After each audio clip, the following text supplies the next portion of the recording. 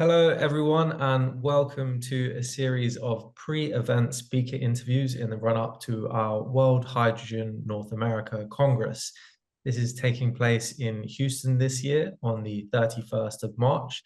My name is Dominic Coyne, and I'm the program director, and I'm joined here today by Jeff Pollack. Jeff is the Chief Strategy and Sustainable Officer at the Port of Corpus Christi Authority. Jeff oversees planning, environmental functions, and the port's technology advancement program. He joined the port in 2018 as its inaugural director of planning, focusing on strategic and coastal resilience. Prior to this, he served as executive director for the Coastal Bend's Metropolitan Planning Organization.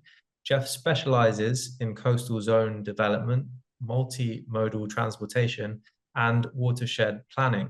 He holds a master's in coastal environmental management from Duke University and is a certified planner and Envision sustainability professional.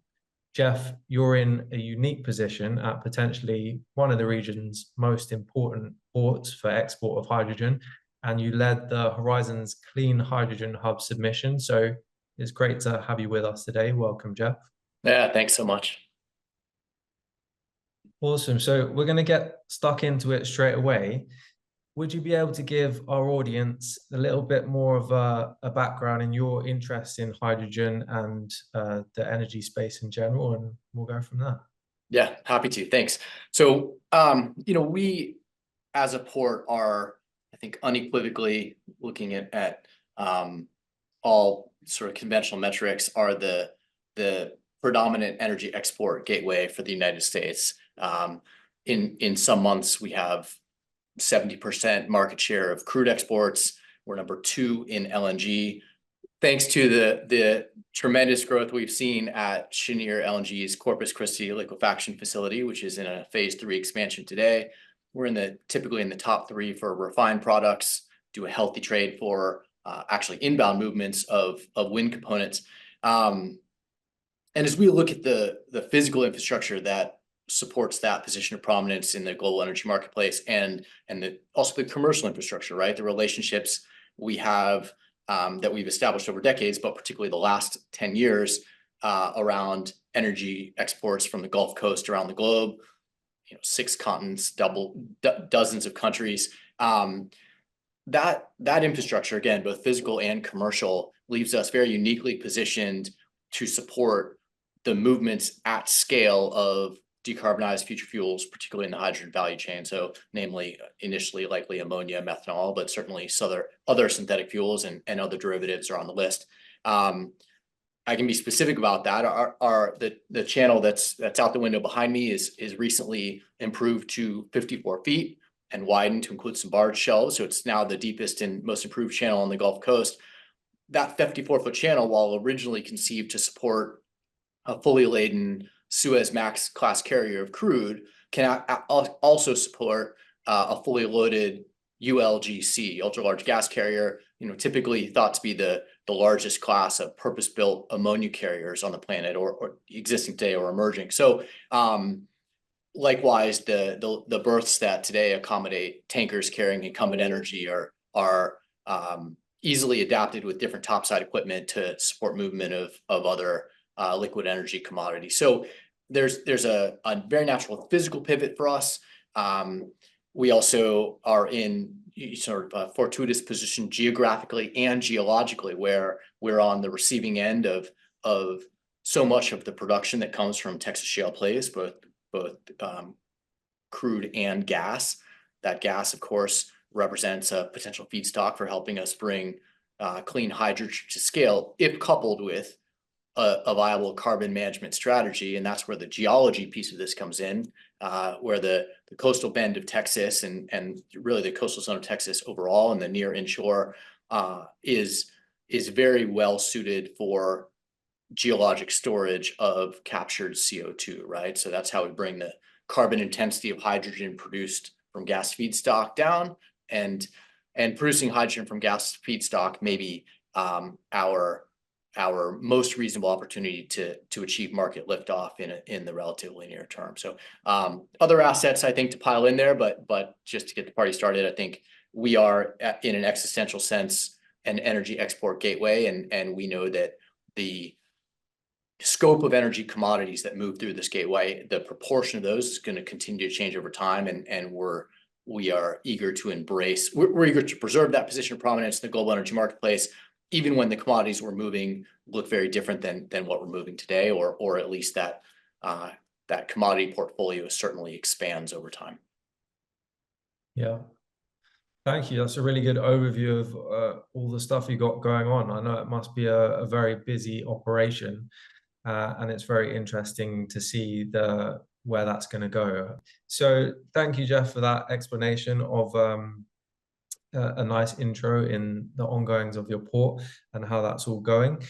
This leads us on nicely to the two speaking roles that you're going to be doing for us at the event. One of them being the opening plenary panel debate, where you're going to be joining a range of presenters discussing domestic versus international demand side dilemma. You're obviously in a very special position being a port. You're going to be doing lots of export, more than you're already doing, I'd imagine. So would you be able to give the audience a bit of an idea of how you're going to come at that discussion and give them a taste of what's going to happen? Sure. Yeah. Look, I think this is, I think the framing of that question, domestic consumption versus export. I mean, I certainly understand the construct and the temptation to reduce the conversation down to a sort of an either or zero sum scenario. I think, and I'm happy to indulge it in that sense. I think the reality is it's sort of an overly reductionist view. I think the smile on your face suggests that as well. Even if we look at some of the reports that DOE, our own Department of Energy, has published, there's explicit treatment and acknowledgement of the fact that domestic production of hydrogen and co-products, underwritten in some cases by international demand, so transoceanic demand, still serves to accelerate market liftoff in the US, right?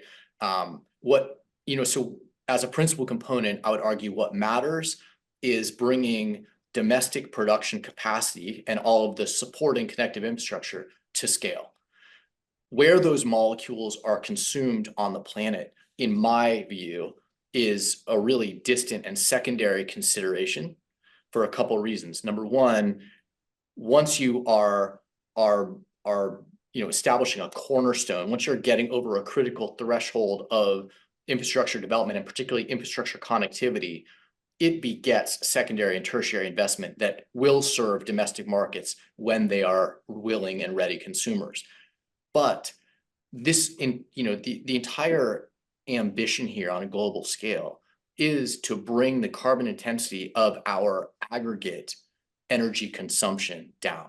We know that energy consumption is always going to be a matter of mixed commodities globally in various proportions in various geographies. And we have to think about climate action. It's a global issue. It's a global challenge. We have to think about it on a global scale. And so, where we are achieving the highest degree of decarbonization in our energy production and consumption, where that happens matters much less than the fact that it happens in the first place. And I would argue, in fact, that trying to strong arm and impose the geographic dimension there in terms of where production, where consumption happens, will ultimately hinder market liftoff.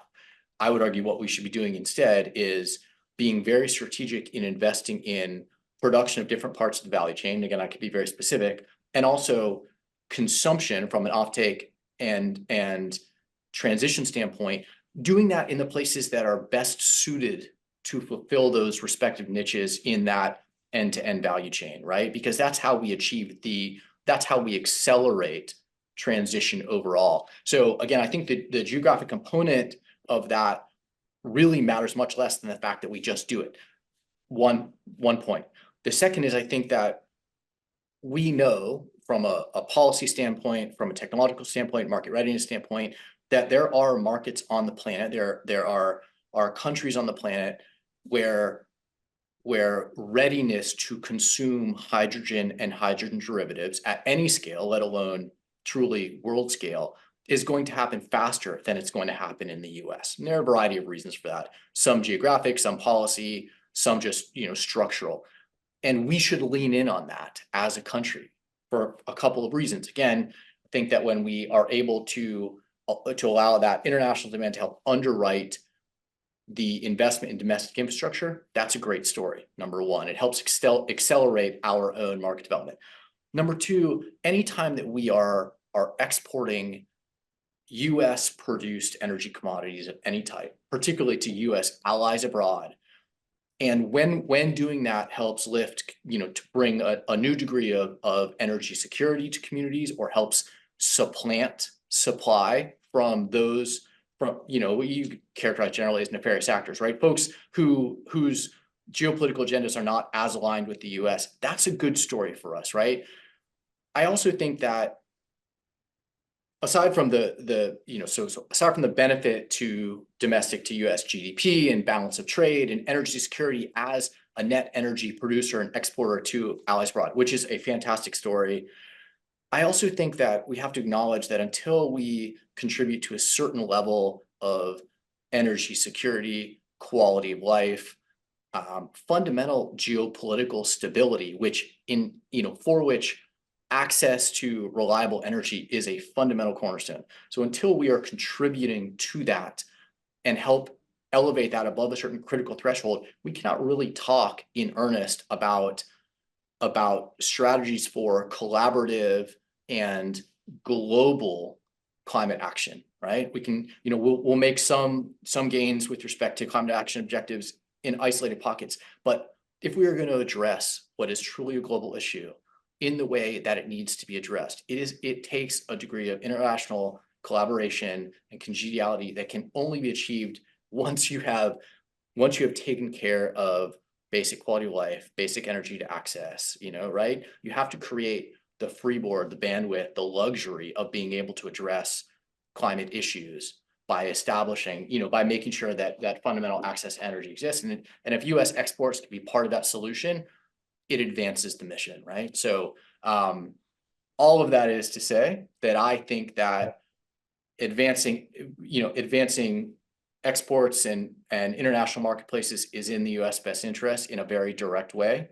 And to the extent that I'm ever given the opportunity to speak to it, I try to avoid the zero-sum mentality of imports versus exports, right? Because I think that it is truly a tide that lifts all boats. So, yeah, that's a very good distinction to make. It's probably my fault for studying old economics at university. But you mentioned there in your answer the value chain and some parts being more crucial to work on than others. You're also going to be speaking on a panel looking at the role of ports in the hydrogen economy. Out of the value chain sectors, of which we'll be covering all of them at the event, which you think are the really crucial ones to get to the scale that you're talking about and really balance out the energy opportunity for everyone?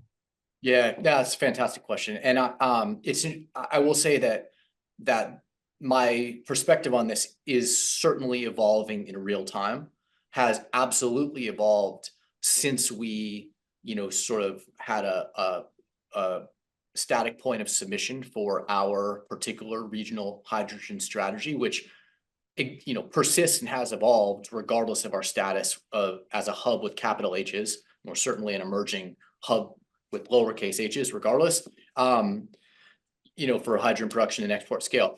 So, and I think my comments earlier in our conversation suggested that we are focused on hydrogen from gas feedstock.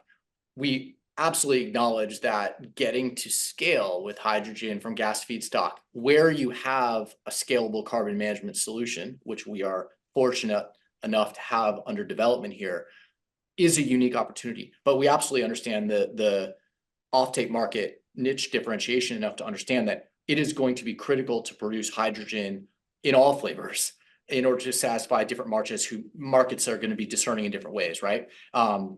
Specifically, we know that exports leaving Corpus Christi, some will be bound for Western Europe by the Port of Rotterdam primarily, and that will be very likely, at least initially, if not exclusively, electrolytic hydrogen and green ammonia. Likewise, we know volumes headed for North Asia, particularly intended for co-firing and coal-fired assets, very well maybe from gas feedstock coupled with a carbon management solution. So we are absolutely cultivating both, and we want to get to scale at both. I think at scale is defined differently. I say all that because I think that backing your way up the production value chain to hone in on what the limiting factors is may be different in both cases, right? Obviously, on the gas feedstock side, gas development and delivery infrastructure is extremely robust in our corner of the planet. We've got tremendous capacity in delivery infrastructure for gas developed in the Texas shale plays to the coast. And that gas is it's at an extremely competitive price globally. So the enabling technology to bring that hydrogen from gas feedstock to scale, and the limiting factor in that value chain today is the carbon management solution. We are, with respect to our carbon management hub, and the work that a team primed by Repsol is doing to develop scalable geologic storage, sequestration of CO2 in state-owned waters off our coast, we are quickly coming, to moving towards implementation of a scalable solution in a way that I think could eclipse deployments of CCS in nearly any other place on the planet because of the true scalability, right? It won't be first, but it could be the most scalable. So we are working very hard to bring that technology as a turnkey solution to anyone operating here, right? So that ends up being a critical enabler from a technology and value chain standpoint. On the electrolytic side, and this is going to we'll get a little nerdy here. You tell me, I'll be able to tell from your facial expression if this is deeper than you want. But where originally we saw ourselves as an export port, as a sort of fully contained ecosystem story, where we have some renewable development either already exists today and more on the way that isn't necessarily on port property, but is within eyesight. I mean, I can look across our ship channel at a sea of wind turbines. We ourselves are working on some solar development on port property. We at one point thought there would be a fully baked end-to-end hydrogen value chain ecosystem here. We absolutely still think that there's potential for that. But what has happened with the guidance, or with the requirements around the production tax credit for clean hydrogen in the U.S., and particularly the time matching requirement for new renewable capacity, time matched, with hydrogen production. What we see in the marketplace overall and in specific projects in our portfolio and heard from customers is that it may make more sense. It likely will make more sense to co-locate electrolytic hydrogen production with renewable generation, wherever that renewable generation has the highest capacity factor, which is almost certainly not at the coast, and to aggregate and then move hydrogen by long-haul pipeline. Ideally, that pipeline is coordinated across multiple projects as common carrier and is oversized accordingly, so that we're not, we don't see duplicative steel in the ground, right, which isn't efficient for anyone. If you'd asked me this 3 or 4 years ago, I would have told you it was about moving electrons, not moving hydrogen. All that is to say, for me right now, if you ask me where the most strategic investment and the limiting factor is in that value chain, it's investing in long-haul connectivity to move gaseous hydrogen from points of on the electrolytic side, from points of production to the coast, where you're likely to see, where I think it makes sense to do the derivative production as close to the point of exit as possible.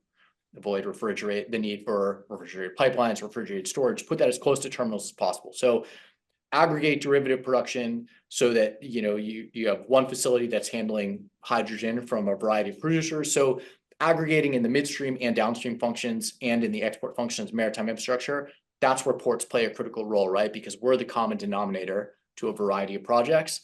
So highlighting opportunities for synergy in that midstream derivative production and export infrastructure, I think is a unique niche. And I think that's where we really need to look carefully at strategic investment to bring that green hydrogen market to fruition.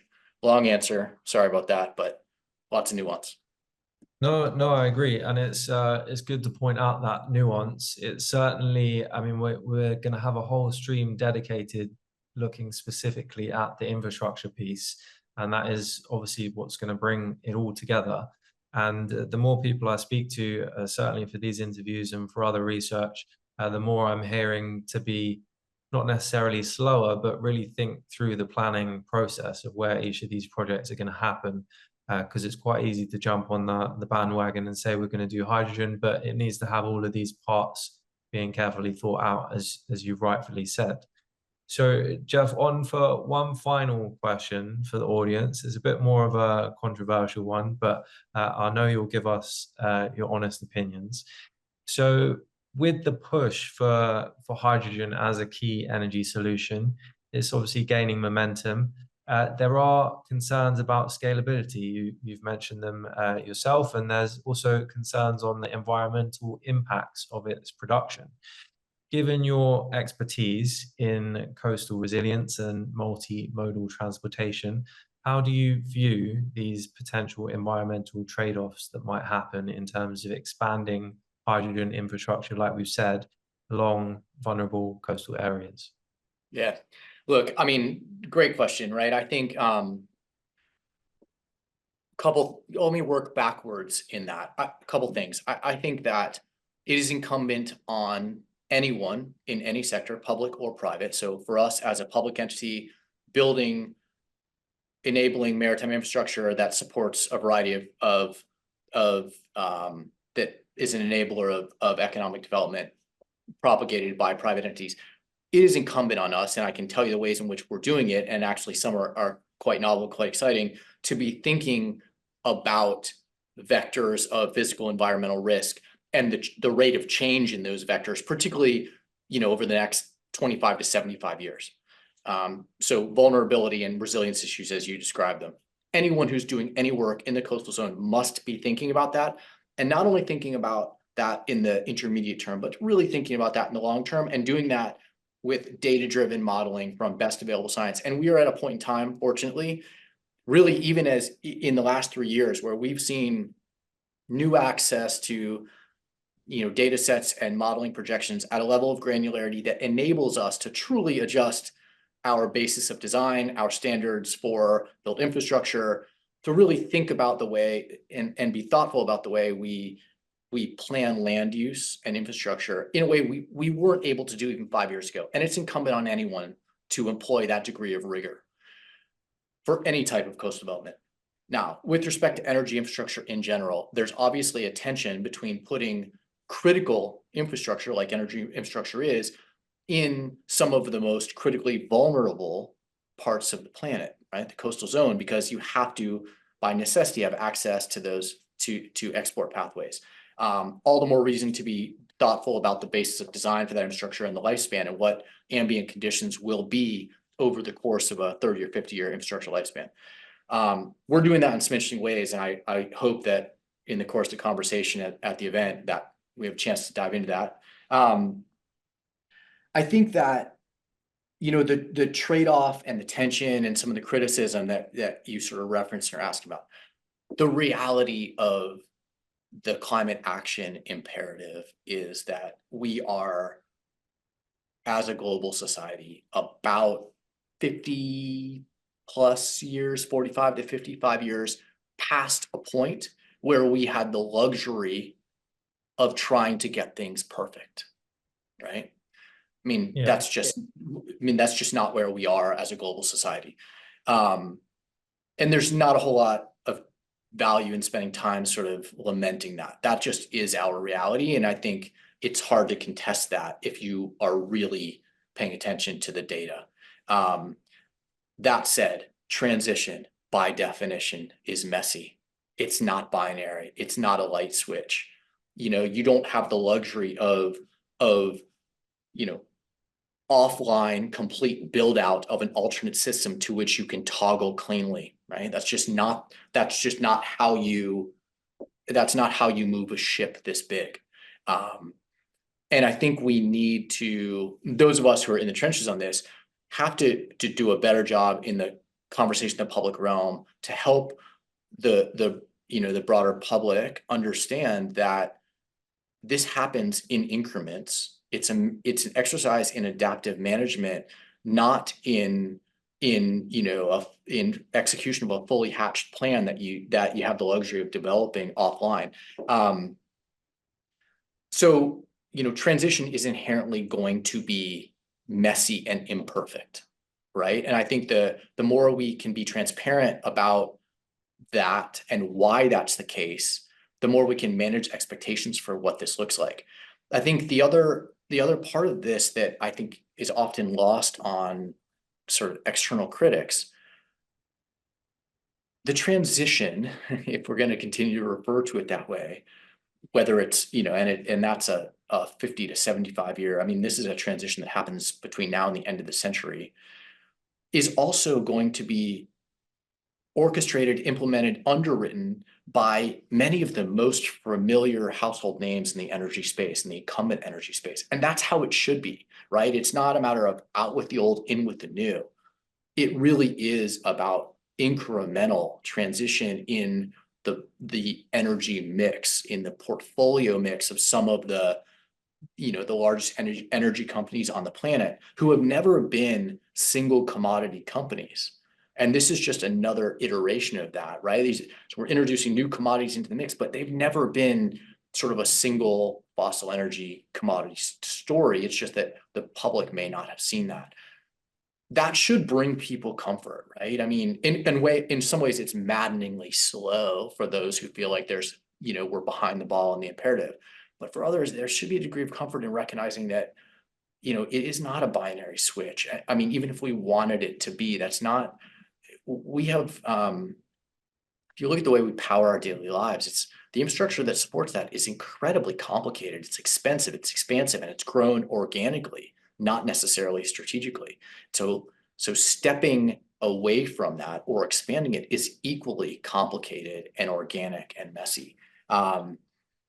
And I think we just need to be very transparent and sort of unapologetic about the fact that there is no perfect version of this in 2025. We do not have the luxury of inaction until we have perfection, right? That's just anyone who feels that addressing climate is sort of the existential crisis of this moment in time has to recognize that we do not have the luxury of inaction in favor of planning for perfection. Yeah. Complicated answer. It is, but you had a good keyword in there, which I quite liked, and that was adaptive management. And I think that's quite important to emphasize. Obviously, it is about taking risks. And as you say, it's not all going to be perfect. But what we will try and make sure is as perfect as possible is our event. There's going to be lots going on. We've got 4 streams.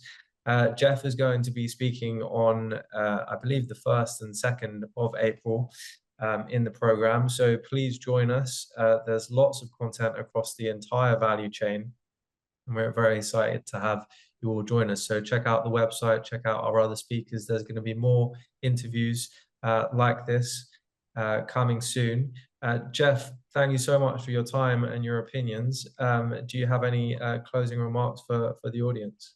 No, thanks, Tom. I appreciate that that you all are leaving space for what really must be a very nuanced and tactical conversation around hydrogen, and particularly the various niches within that value chain. I think we're for those of us who believe that hydrogen has to be part of a stack of solutions, particularly for certain industrial sectors where there really aren't a whole lot of other options for for abatement of carbon intensity. we really have to be tactical and pragmatic and lean in on those niches, as complicated as they may be, right? We're the order of the day here is specificity. We're past the moment in time where we can, talk with stars in our eyes about the potential of the hydrogen market. I mean, we really need to focus in on those segments where hydrogen is the solution for decarbonization, leave some of the more wicked components of the marketplace, for future work, and really be as tactical as possible. So I appreciate you all creating a space for that kind of nuance. Yeah, thank you so much. Well, that's all we've got time for, audience, but I want to thank you once again, Jeff, and we look forward to seeing you all in Houston. So thanks once again, and we'll see you very soon.